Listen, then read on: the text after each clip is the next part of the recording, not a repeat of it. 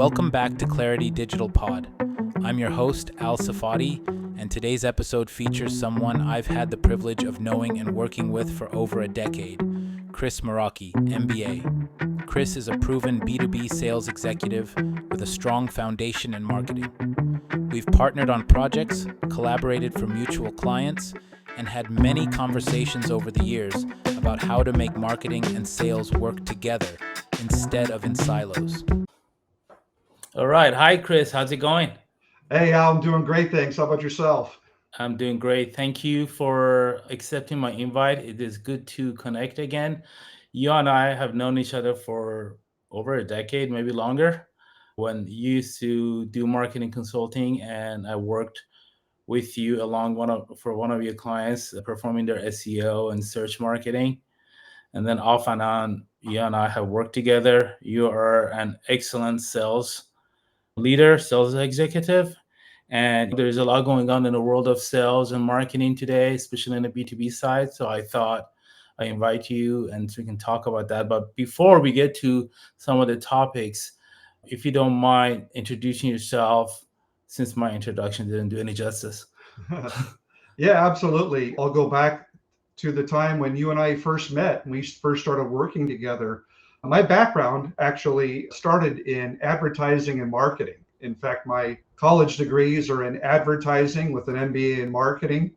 Started off the first half of my career working, of all places, on Madison Avenue in advertising, harkening back to the old Mad Men series. I was literally in the heart of all that.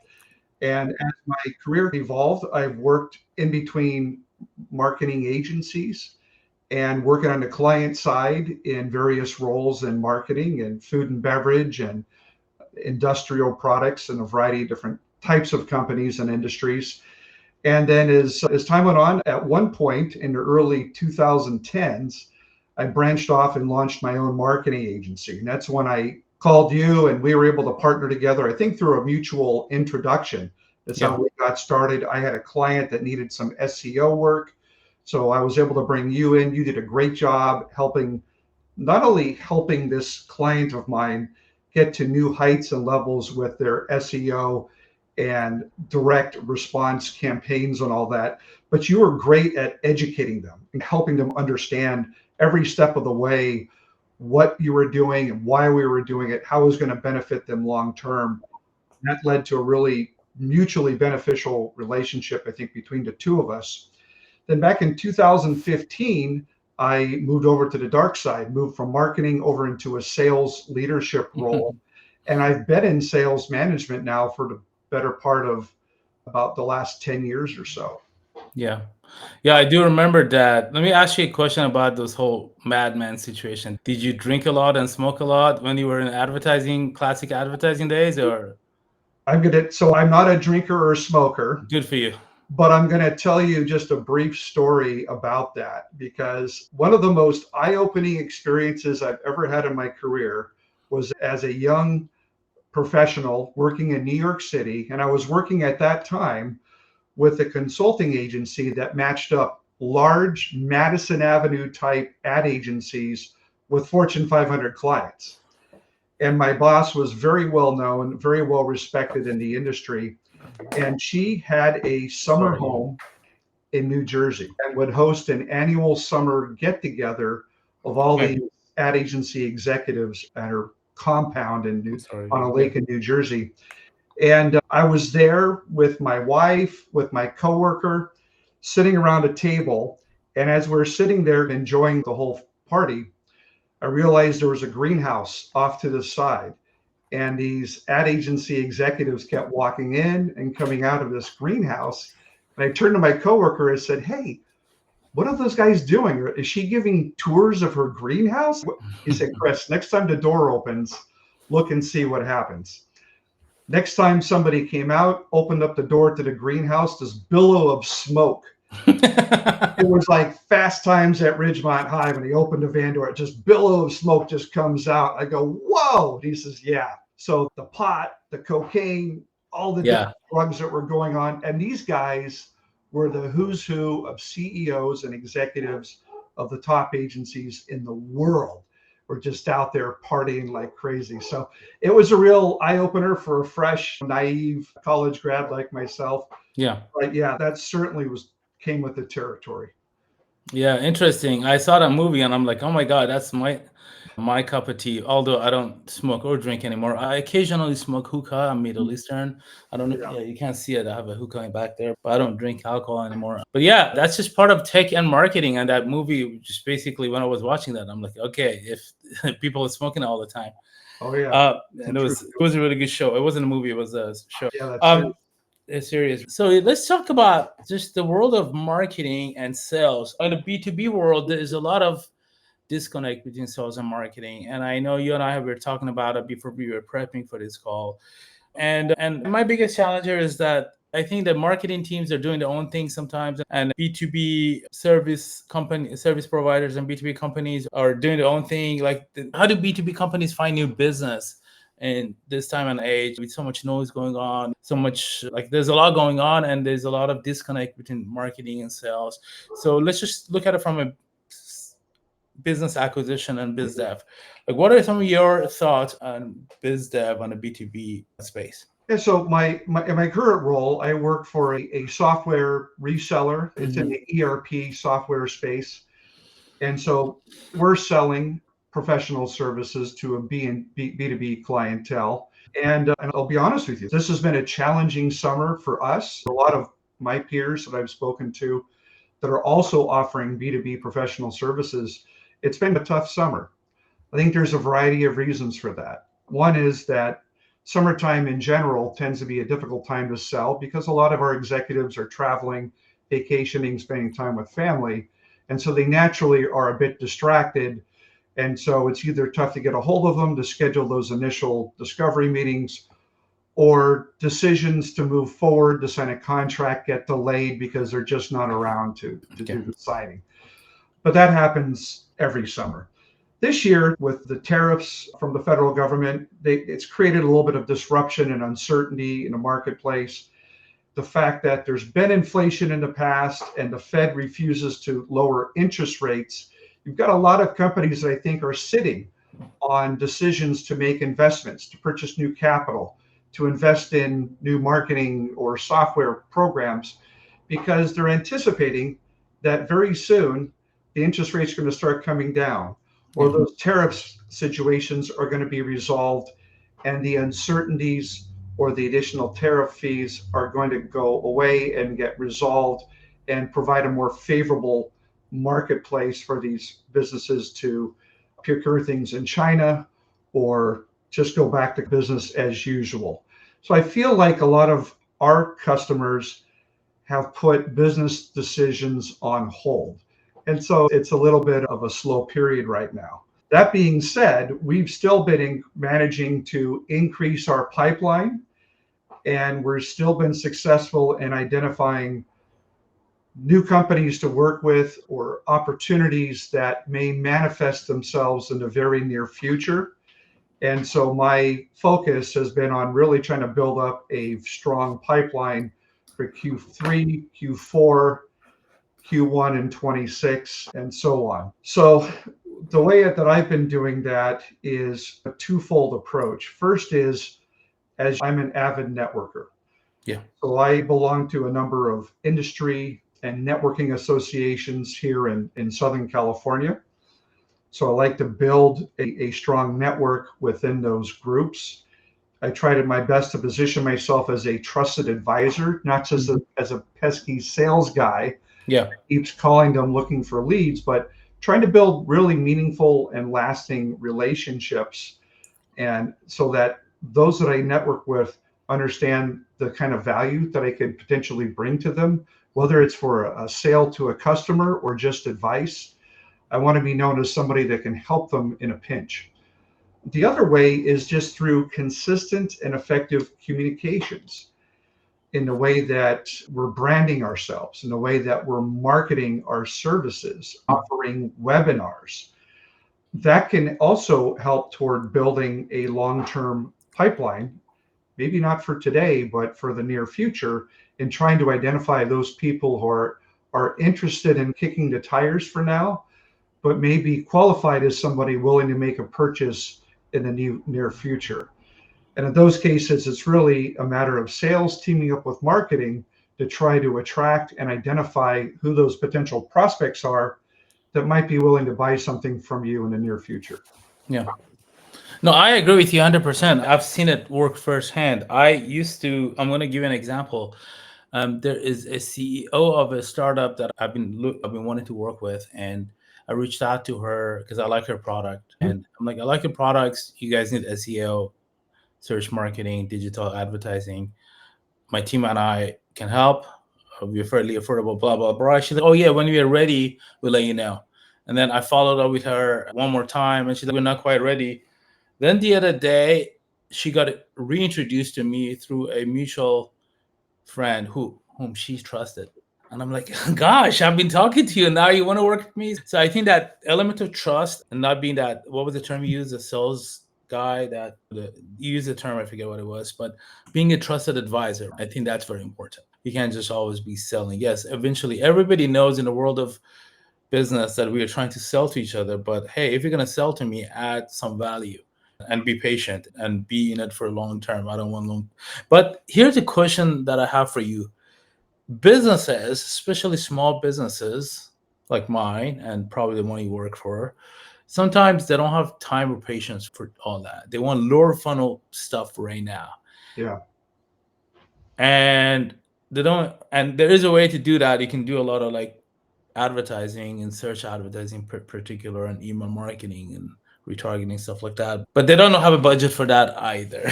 And I found out I'm not a sales guy. I'm a marketing guy who often ends up doing some sales for my agency. Sure. But how do you handle situations like that other than just saying, hey, I quit? I don't know. Like, I find that to be quite challenging when you work, because we do work with startups and we're driving a lot of leads, but the leads need nurturing. And they're not consistent. As you said, you got to be consistent. And I'm looking at your notes. So how do you go about that? Is it educating the client or your employer? What are some of the methods you've dealt with that in the past? Yeah, I think one of the keys, Al, is helping your clients, or in my case, maybe the company I work for, to understand that it doesn't necessarily require a huge investment to do effective marketing. There's really just two components. One is the willingness to invest some modest amount of money. And what is that amount of money? That's best determined, I think, between the client and the marketing expert, someone like yourself, in talking about what kind of a budget can be used to be effective in attracting and building a pipeline. But it doesn't have to be millions or even hundreds of thousands of dollars. We can talk in terms of thousands of dollars in building up an effective campaign to attract customers to start building that pipeline. But the key, and this is what I wanted to focus on a little bit in my response to your question, is that it's the dollar investment is one thing. Yeah. But the second component, which is just as important, is the effectiveness of the campaigning, of the messaging, the branding, the vehicles used, and the response vehicles, and how you capture and track and follow up with those leads. Yeah. And that many times is what I find lacking especially in smaller companies working in a B2B environment. And so many times I've heard companies say, really don't want to invest in a marketing agency. We're just going to do it ourselves. Yeah. So-and-so over here is our marketing manager, and they're responsible for doing that. More often than not, I've found, especially in smaller B2B companies, marketing managers are effective in what they do, but limited in the breadth and scope of their expertise. They might be great at providing marketing materials and support to the sales teams, maybe even in some strategy, but in the tactical execution of marketing campaigns, they usually fall short. And I'll give you a couple of examples, companies that I've worked with or worked for in the past. Email marketing. It's a relatively inexpensive communications channel, communications vehicle to build leads for a direct response campaign. Sure. So we all know that but constructing an effective direct response email can be a challenge. There's a certain amount of best practices and expertise that needs to go into building an effective email campaign. So, for example, that email has to have a really strong and powerful headline. It's got to grab the reader's attention. It's got to be applicable to and appropriate for the target audience. It's got to be short and to the point. If you have a tendency to want to fall into the trap of providing more information than is necessary for an email campaign, then provide a link that can take the customer to a web page to get more in-depth information. Sure. Don't try to jam all. I've seen too many companies develop an email that you have to scroll through page after page before you get to the call to action. Don't do that. Keep it like a half page in length. Have a strong call to action with a button that's clearly, easily recognizable, so they can click on that. That will take them to a landing page that could potentially give them more information and capture their information so that you can follow up with them and provide whatever value and benefit that can be delivered to them. I've seen too many examples, especially recently, of emails that did not have relevant content, did not address the kinds of problems and issues that our clients, our customer base is impacted by. There's no clear call to action. It's like somebody's basic kind of components are missing. And then if they do click, what is the methodology and the method for capturing that click-through information? How do we then convert that individual? I keep telling our current marketing team, you're doing a great job of getting hits. You're doing a great job of getting clicks. But the thing that I'm interested in as a sales guy are those conversions. How many of those clicks are converting into a qualified prospect that I can now call and talk to and try to get involved in our pipeline? If we're not converting clicks into conversions of sales qualified leads, it's of no use and no purpose to me. That's one metric I see lacking from so many different small B2B companies. They tend to tout, oh, look at all this traffic we're generating. Look at all these clicks, the great click-through rate. If they're not converting into sales qualified leads, that campaign, in my eyes, is completely worthless. No, yeah, I agree with you. And I think that's a marketers are really good, and majority of marketers are really good in creating awareness and stuff like that, branding. But getting the traffic, your visitors, and becoming a meaningful lead is really the challenging part. And that's where you need help. And we can, at our agency, we have different people doing different things. I've been in the industry for over 2 decades, and I don't consider myself a full end-to-end marketer. I have a very intelligent opinion about certain things. My expertise are my expertise, and I work with other experts. And it's really hard for one or two person in a company, small company, to do all of that. Chances are that your marketer is doing a good job running campaigns, but that's where expertise lies. And then something about in-house marketers, that they're always caught up with in-house stuff, politics, meetings. So your agency help, I think, for companies to understand that they need outside help, it's very important, because you can either do that, or you can hire 5 or 10 more marketers in-house, pay them all high 5-figure and 6-figure salaries, and just end up having a crazy payroll. Whereas you can work with a marketing agency like ours, where we already have figured that out. And besides that, we also have experience, because chances are that we worked with a client like you in the past. So we have a lot of data that we cannot necessarily share with you, but we can use because of the NDAs, but we can use as part of expertise and experiences. And I agree with you. And you don't only need leads, you need qualified leads, marketing qualified leads. And let's talk about that a little bit. I used to contract with a company where they had this weird point system, which it's a classic lead nurturing tactic that some companies do, is that Become a lead scoring. Yeah. And I don't, so basically every time somebody visited, clicked on an email, everything was in HubSpot, so that was easy. Every time somebody opened an email and downloaded an ebook or attended a webinar, they kept the lead kept increasing. And eventually when we head to the 100, they're like, okay, that's a marketing qualified lead. And I raised my hand. I'm like, you know what? I don't think that's a marketing qualified lead. I have downloaded a ton of ebooks throughout my career off the web. And I never bought from those guys. So you got to look at the intent behind the engagement. Is it just educational, or are they actually looking for your stuff? And I think making a connection between marketing material and sales material is, there is a gray spot there where I think marketing and sales often don't get along or they don't figure it out. And I think marketing and sales enablement is a big topic these days. And I believe that if you want to be successful in B2B sales, you have to figure that out. You have to understand that gray area where it's not quite marketing territory, but it's also not sales territory. You got to figure that out. And every company culture is different. So what are some of your opinion about marketing and sales enablement and cooperation? What is from your experience? I think you nailed it, Al. There's a huge opportunity there for our industry to improve upon sales enablement, that connection, that link from marketing to sales. And it starts out with we need to stop looking at each other as enemies. Sales and marketing should be best friends. We should be fully integrated in everything that we do. And we need, I think, very importantly, to check our egos at the door. Yes, I I agree think with you. that's a problem that comes up that I found personally in companies that I've worked with. A lot of times our marketing departments look at me as their worst enemy Yeah, because I'm a sales guy that has a strong marketing background. yeah, Not only a marketing background, but I've worked on the agency side. So sure. I've managed hundreds of clients throughout my career. And I really understand at a very granular level how to build an effective marketing campaign and what some of those best practices are.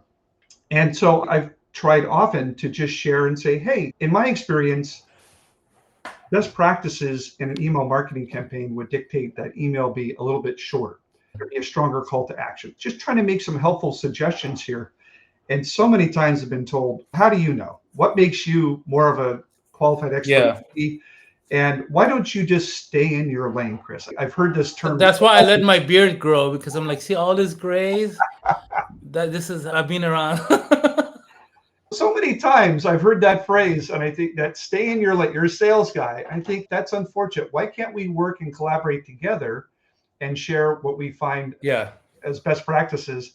Because what I'd like to see, and I agree with you, if you're using Marketo or HubSpot or some other lead scoring marketing automation tool, Yeah. and you build up that score, and that prospect hits that threshold, whatever it is, if it's 100 or whatever that score might be, I also don't consider that a marketing qualified lead. I look at that and I say, hey, there's somebody that's demonstrated a great deal of interest in our product or service. That's a great opportunity for a BDR to pick up the phone and call that prospect and try to qualify them. To me, they have the appearance of qualified, but you don't know that they're qualified until you contact them, get in touch with them somehow. And then when you reach out to them, then you're able to qualify them. You find out there's some kind of a buying signal there, and you're able to confirm that and ask them, may we have somebody follow up with you and schedule a time? And they're saying yes. Now you've got a marketing qualified lead that you can hand over to your sales team 100%. Yeah. so that the sales team can then qualify them and bring them into their pipeline and convert them into a sales qualified lead. But that score in and of itself, to me, is an indicator that they might be qualified, but it is not a definitive definition of they're qualified. Yeah, you just said the word BDR, and a lot of companies don't even have that. They have marketing and have team. And I recently worked with a very well-funded startup that they had a senior level sales guy that used to work for, I don't know, Microsoft, and it was a SaaS company. And then they had a marketing team, and they had us as an agency. And I'm like, okay, so who's following up with all these leads? It can't be him. He's a closer, right? He's the guy that actually has meaningful conversations, and you probably want to hire some junior or outsource it to another BDR, or even with AI, you can do a lot of automations these days. But I think that's a missing piece I've noticed for a lot of companies, just the human conversations with the prospect before it gets to sales, because sales is commission driven. You need your commissions, you need to close. And if you're if a lead isn't qualified from a sales perspective, I think it's a waste of time. That doesn't mean that marketing work is not But I think I've noticed this just popped in my head. I'm like, someone needs to be between sales and marketing, qualifying stuff. And obviously, with AI, you can use a lot of automation and chatbots and stuff like that. Yeah. But You know what I'd like to see that's a lot more of easier. now? I'm a big fan, especially for smaller B2B companies. I'm a big fan of the outsourced marketing model. I Uh, agree. I think most companies would benefit from having a singular a marketing manager or a marketing director within the Who company. handles a vendor Exactly, because you or have to multiple have vendors? somebody there Yes. that is internal to the company, that understands the I could company not agree with you more. I've been strictly. in house and I've been on the agency side. And when I was in house, let's say by craft, I'm an SEO and SEM expert. I couldn't even do SEO and SEM right when I was in house because there was so many things going on. And I had to do this tech for this person, this QBR report for this person, this spreadsheet for this person, attend this meeting and that meeting. And I'm like, oh my God, I need help. Yeah. And like I think the in-house marketing needs to wear more of a marketing vendor management hat and collaborate on strategies and review their work and let the agencies and vendors do the work. I agree with you 100%. You know what? Even the larger companies, through another agency, we worked with Google. We did SEO and tag management for one of Google products, which is the Google Learning.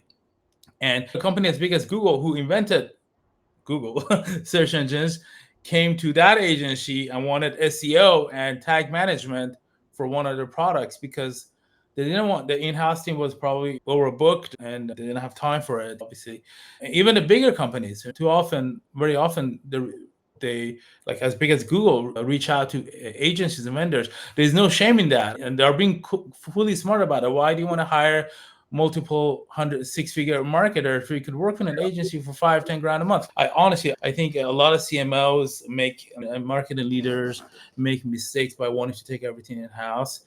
And then there's more people you have to manage. There's more friction. It's just 100% I agree with you. The other thing is with the bigger companies, the size and scope of the campaigns for larger enterprise companies just becomes astronomical. And it's really impossible almost for an in-house company or in-house marketing Yes. team to manage all that goes into the media buying, the creative development and TV commercials, whatever it might be going into that campaign.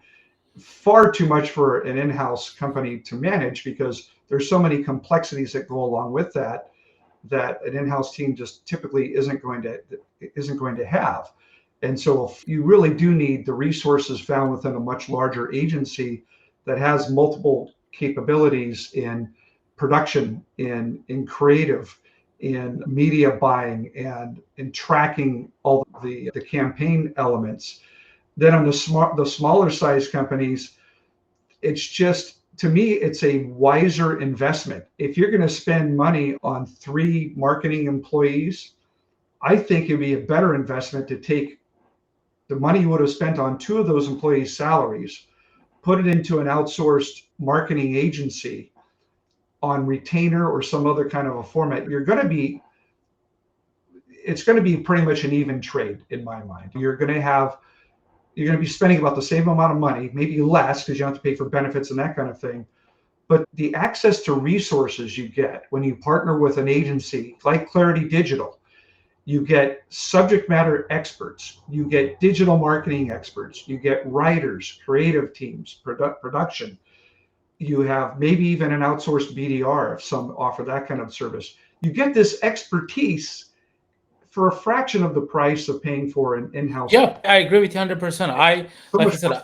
I've been in the field for 20 years. If you want to hire me full time, I'm expensive, but I'm a lot cheaper when you work with me and my agency because we do this in fractional. We have the system filled out, and also we have the expertise. Like I said earlier, I know HubSpot really well, but I'm not a HubSpot automation expert. I have someone else doing that, Mhm. right? Same deal with analytics. I know Google Analytics really well, but unless it's something really basic, I don't do it myself. I have my analytic expert person, Ben, do the work.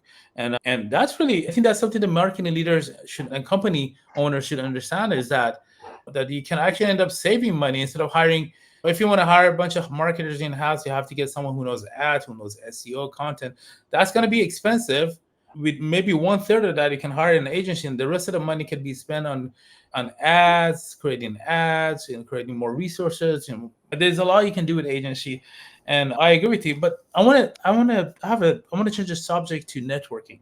if you don't mind. You are really good at networking. You have even invited me a couple of times to some of the places you went. It was very good, and I'm really not good at it. So, what are some of your tips for people like me? Like, I'm really busy, I think, between my personal life and my family life and running a boutique marketing agency, dealing with, even though we are a small company, we work with really large clients and funded startups. How do I make time for it? What's the best way? And where do I go to find the ideal networking event for me? Yeah, you and I, Al, have the benefit of living in Orange County, which is possibly the networking capital of the United States, Oh, wow. and maybe even the world. I don't I know. didn't even know that. There is so much networking going on in Orange County. It's amazing. If you've ever known any USC alumni, and I know sometimes USC alumni get this bad rap as being incredibly annoying, but aside from that, one thing I have always admired about USC alumni is that they have a phenomenal network. They Yeah. know they can turn to each other and for access to resources or to refer business to one another. And that university has done just such an outstanding job of providing and facilitating networking within the alumni network. And I've seen it at work, and I've seen it work extremely effectively.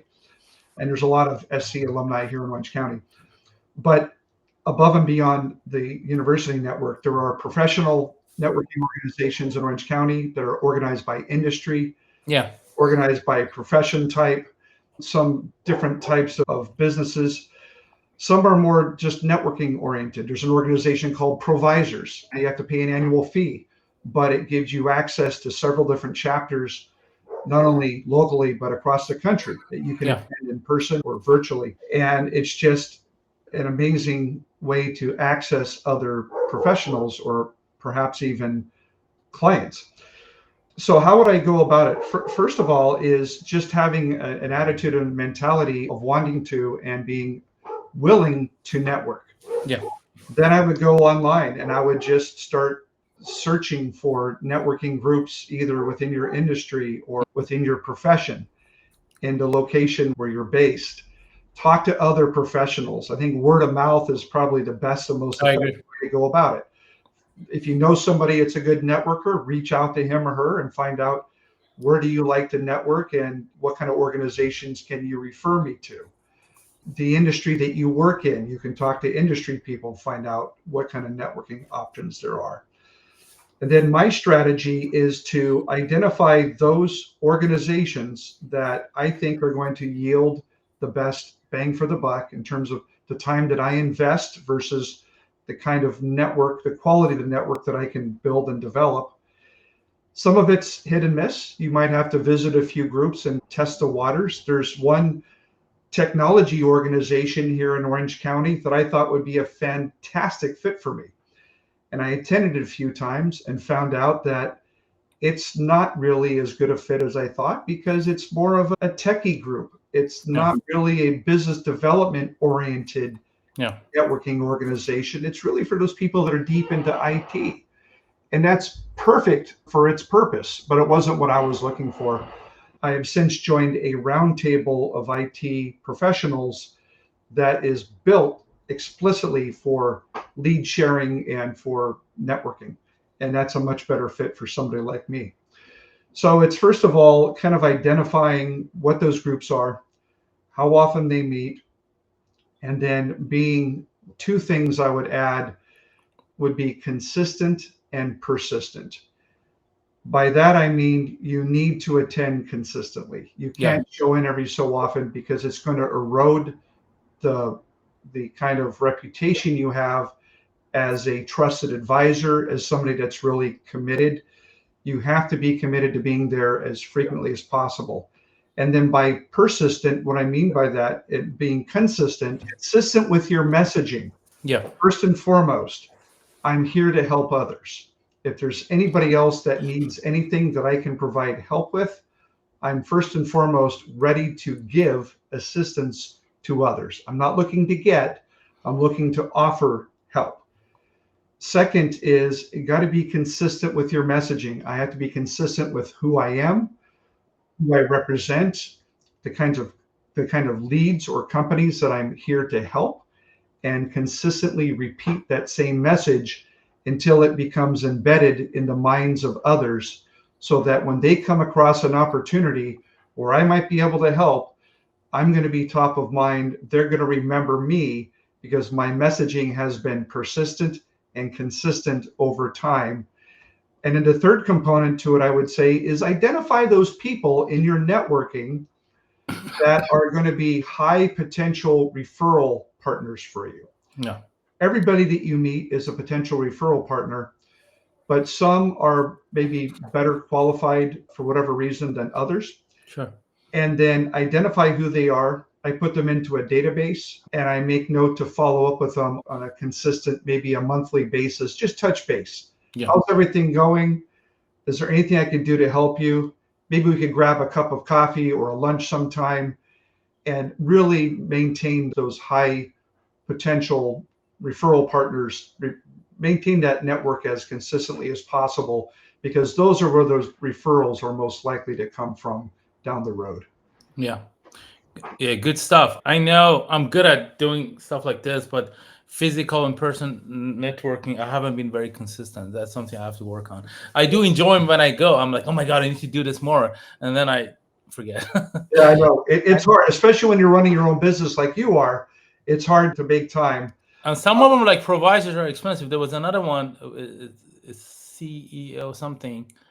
That one's like really expensive. I went to one of their free events. Oh, and was I'm it like, Vistage or something like this? Vistage, that's exactly what it was. I'm like, oh, this is great. But then it was quite pricey. I'm like, I don't know if the ROI is there. What do you think? Is it?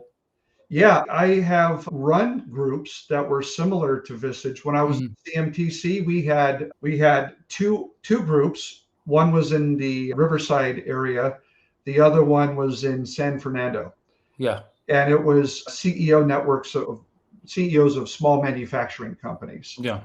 And we didn't charge the same fees as Vistage does, but they were highly effective for those CEOs to be able to talk to their peers and to not only to kind of network and potentially get business from one another, which they did, but to bounce business challenges and ideas back and forth. Yeah.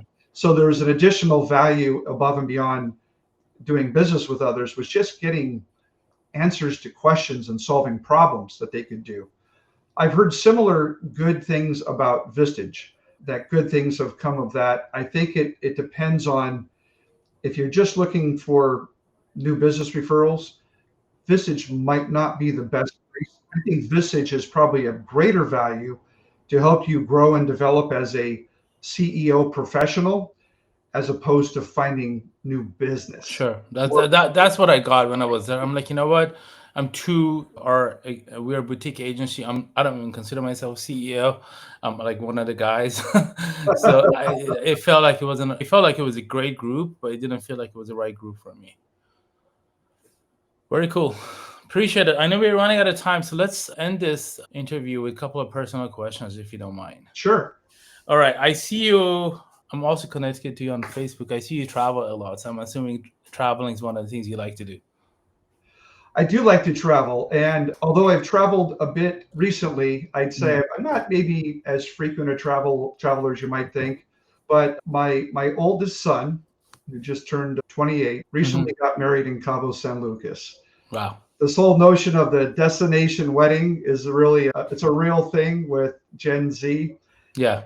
And it was important to my son and his now wife to have Yeah. that destination wedding kind of experience. We were supportive of that and got to travel to Cabo San Lucas for a beautiful, phenomenal wedding and a great family vacation at the same time. And my daughter recently moved to New York. We've been able to travel to New York and enjoy catching up with her and spending time with her there. My bucket list is to get to Chichen Itza in Mexico, visit some of the ruins. I've had a big interest in visiting those ruins and getting to see those ancient pyramids and things. You're the one right off the Mexico City. Say again? It's the same ruins that are like an hour away from Mexico City, Yeah, right? I've been to that one. Ruins outside Mexico City. Okay, got it. I had a girlfriend in college who went with her parents at that time and came back with photos. Yeah. And ever since, it's been on my bucket list, and that's where I hope to go next. Cool. Good for you. Yeah. Yeah. I like traveling too, although I haven't done a lot of it recently, but it's in my bucket list, Europe, Italy, France. And I love Mexico City. I actually thought about, I'm like, you know what? I could have a second apartment here and come here a big part of the year. Okay. Last question. No, two more questions. When you're not traveling and you're not working, what are you doing? What are some of your hobbies? My hobbies have always been centered around sports. So I've been an average basketball, volleyball player. Both of my boys played collegiate volleyball, and Yes. it's been such a joy So to. the boy that got married is the same one that was in Europe playing for a team? That's right. He played Okay. professionally in the Czech Republic. Czech He Republic, played yeah. overseas. Prior to that, he played at Long Beach State. And Wow. I tell you, the environment at Long Beach State is phenomenal. Yeah. The parents and the students that come to support the volleyball program Yeah. there are just outstanding. And to be able to travel around the country with those same parents to cheer on our boys as they would compete was just a great experience over those 4 years. Now, my younger son is playing at the junior college level, and hopefully he'll make it to D1. But being able to support my kids in their sporting endeavors has just been, And you play golf too, right? and I golf as well. That's right. I gotta get into golfing. I feel like you can't be a business owner and not golf. Hey, whenever you're up and ready, and maybe after I get past my pending knee surgery, let's Oh, get out that's there and right. start hitting some balls. Yeah, for sure, for sure. One thing about sports is that because my dad was a coach and stuff like that, I can pick things up really quickly. I think it's just genetic. So I think I'll be okay at golf. Perfect. The last question is that this one's a little weird one. If you could be a superhero from a comic, movie, or book, what would it be? Wow, that's a great question. I would answer it simply like this: having the ability to fly, Yeah, I think it would be just unbelievable. So maybe like a Superman, or I yeah. don't know, whichever other ones can fly. But I don't know about you, Al, but I've had dreams about having the ability to fly. And there has been no other experience and When you feeling, wake up in the morning, yeah, even in a dream, to have yeah. the feeling and sensation that you're flying and be able to do that in real life, I think would just be incredible and amazing. So even if I didn't have the super strength and the other abilities of Superman, just having that ability to fly would To just fly, be yeah. incredible. Amazing. Very cool. Yeah. Well, Chris, it's been a pleasure. Thank you so much. People can probably find you on LinkedIn, right? Yeah, I'm on LinkedIn. You can follow me at Chris Marocchi. There aren't a whole lot of Chris Marocchis out there. I'm pretty easy to find on social media or LinkedIn. Awesome. Cool. It's been a pleasure. Thank you for the great insights. Good luck with your professional career. I hope you sell a lot and you take care. Thanks so much, Al. I've really enjoyed it. Take care. Bye. Bye bye.